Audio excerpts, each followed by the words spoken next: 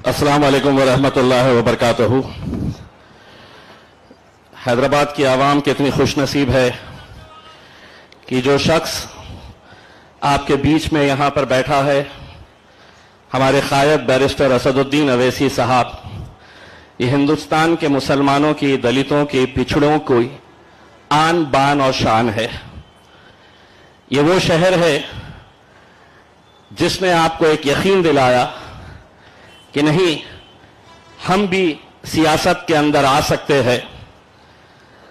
और इस मुल्क के नौजवानों को अगर बैरिस्टर असदुद्दीन अवैसी साहब ने कुछ सिखाया है तो वो ये सिखाया है कि इस दौर के अंदर जहां पर इतना तुम्हारे ऊपर जुल्म हो रहा, ज्यादती हो रही, नाइंसाफी हो रही, उन्होंने नौजवानों को एक पैगाम दिया, इसके बावजूद भी इस मुल्क में अगर जीना है, रहना है, तो सीना चौड़ा करके और सर ऊंचा करके चलना सीखो।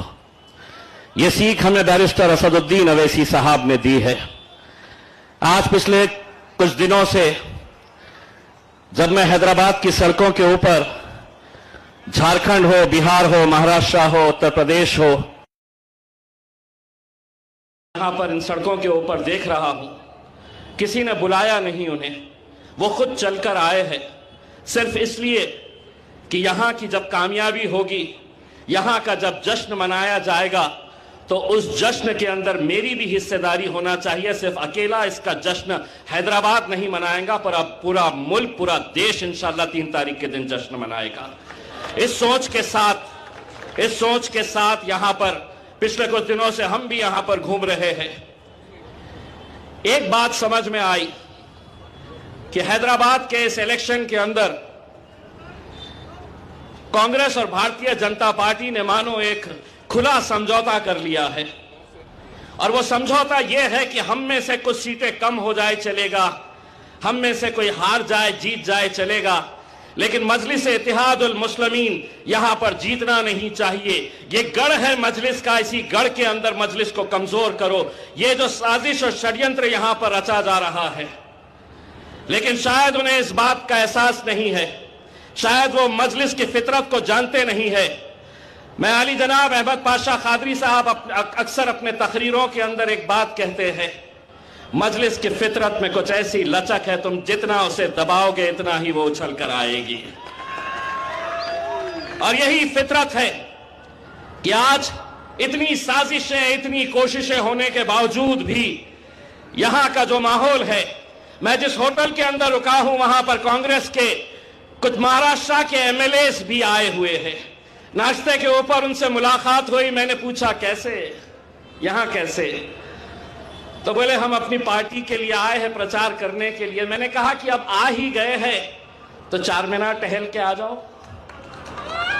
थोड़ी बिरयानी खा लो, सुलेमानी चाय पी लो और चलते बनो। इसलिए चलते बनो कि ये जो गढ़ है ये मजलिस का गढ़ है। और मैंने कहा कि आपने यहां पर अपनी पार्टी के लिए प्रचार किया, यहां का माहौल कैसा दिखा, तो उसने बड़े साफ शब्दों के अंदर कहा कि साहब रैली हमारी निकलती है, हम लोगों को इशारों में बताते हैं कि पंजे को वोट देना, और वहां से वो जवाब देता है मैं पतंग उड़ाने वाला हूं करके। तो ये फितरत है आपकी, और आज आप हमारी शान है, हमारी पहचान है ये शहर। इस शहर के अंदर जो साजिश हो रही है मेरे भाइयों, मैं आप लोगों से यह अदबन गुजारिश करना चाहूंगा कि ये तमाम साजिशों को आपको नाकाम करना है। मजलिस इत्तेहादुल मुस्लिमीन ने 9 उम्मीदवारों को मैदान के अंदर उतारा है। यकीनन एक एक सीट हमारे लिए मायने रखती है, इसलिए मायने रखती है कि आज अगर पूरे मुल्क में मजलिस इत्तेहादुल मुस्लिमीन पहुंची है तो आपकी वजह से पहुंची है। और मैं असद साहब को साफ तरीके से यह बताता चलूं कि हैदराबाद अगर है तो औरंगाबाद है, हैदराबाद अगर है तो बिहार है, दिल्ली है, झारखंड है, उत्तर प्रदेश है। आप हमारी नाक है, आप हमारी इज्जत है, हमारी पहचान है।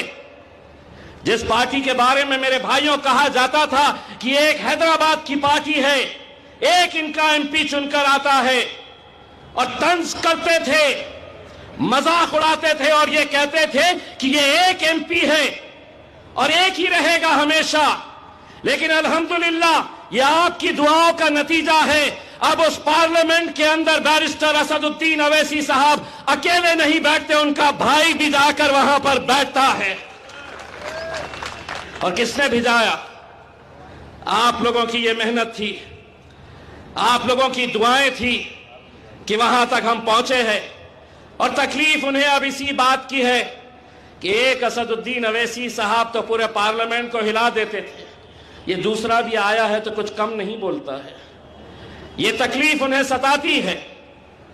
मैं असद साहब का एक भाषण सुन रहा था जिसमें वो ये बता रहे थे कि हमने कितने बच्चों को फॉरेन में पढ़ने के लिए भेजा है, कितने स्कॉलरशिप बच्चों को दिए हैं, कितने करोड़ रुपए की हमने सड़कें बनाए हैं।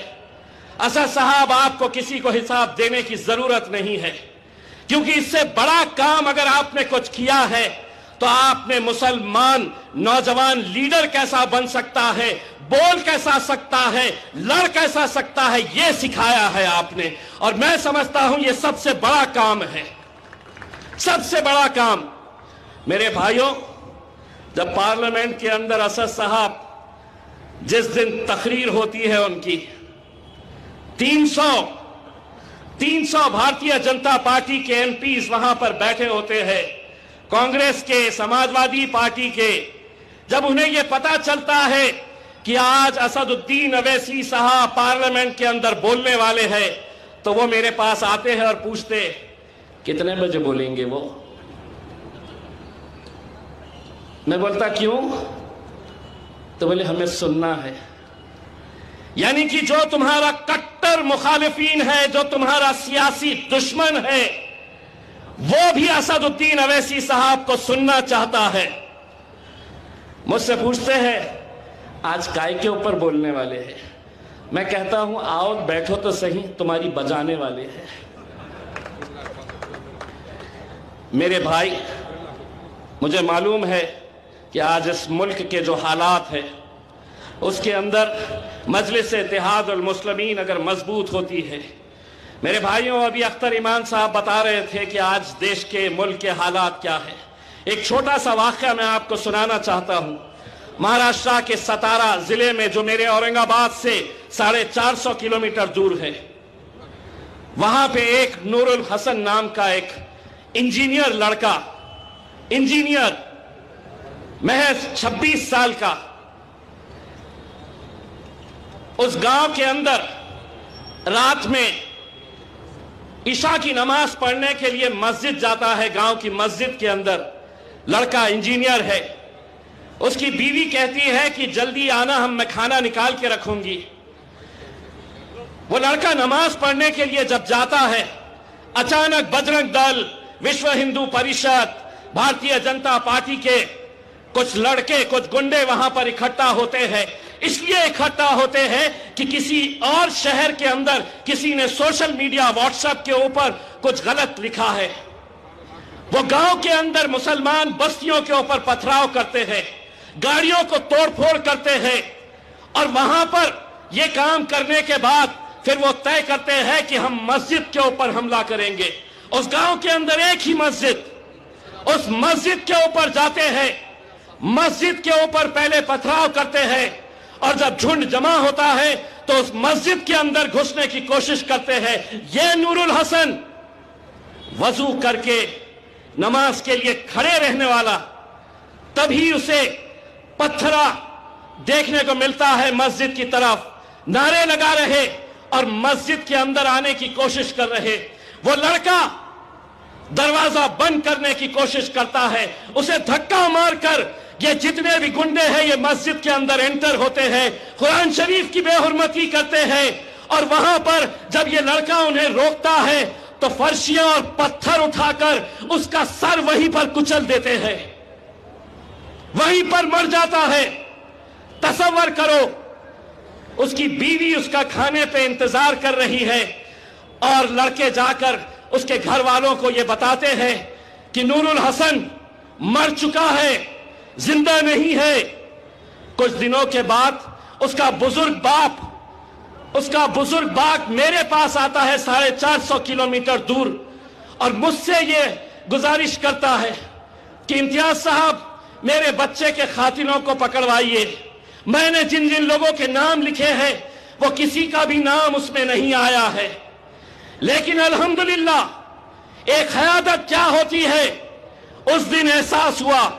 उसी दिन मैंने पुलिस के एसपी से बात किया और मैंने कहा कि 3 दिन का समय दे रहा हूं, अगर पूरे आरोपियों को गिरफ्तार नहीं किया गया तो चौथा दिन मेरा रहेगा। 3 दिन के अंदर 35 आरोपियों को गिरफ्तार किया गया और उनके ऊपर हत्या का मामला चलाया गया। क़यादत अगर खड़ी होती है तो सिर्फ इसका मतलब यह नहीं है कि हम सड़क बना देंगे, ड्रेनेज बना देंगे। ऐसे वक्त के अंदर तुम्हारे साथ खड़े रहने वाला कोई नहीं रहेगा। और हां, जाते जाते इतना कहना चाहूंगा, उस कांग्रेस पार्टी से पूछिए कि इतनी पुरानी पार्टी है, मजलिस तो पहली मर्तबा आई है, दूसरे राज्यों के अंदर क्या वजह है कि पूरे महाराष्ट्र से एकलौता एक मुस्लिम एमपी चुनकर आता है? क्या वजह है कि इतने सारे ऐसे राज्य हैं, इतने सारे ऐसे राज्य हैं कि जहां पर एक भी मुस्लिम एमपी आपकी नुमाइंदगी करने के लिए नहीं है? कितने सारे, मध्य प्रदेश ले लीजिएगा, गुजरात ले लीजिएगा, कर्नाटक ले लीजिएगा, कोई वहां पर आपकी नुमाइंदगी करने के लिए तैयार नहीं है। मुझे मालूम है कि एक मर्तबा जब अकबरुद्दीन अवैसी साहब आ जाते हैं तो तब किसी को बोलने के लिए, किसी को सुनने के लिए लोग तैयार नहीं होते हैं। इसीलिए जोरदार तालियों से अकबरुद्दीन अवैसी साहब का इस्तकबाल करिएगा। बहुत बहुत शुक्रिया। वाखिर दावना।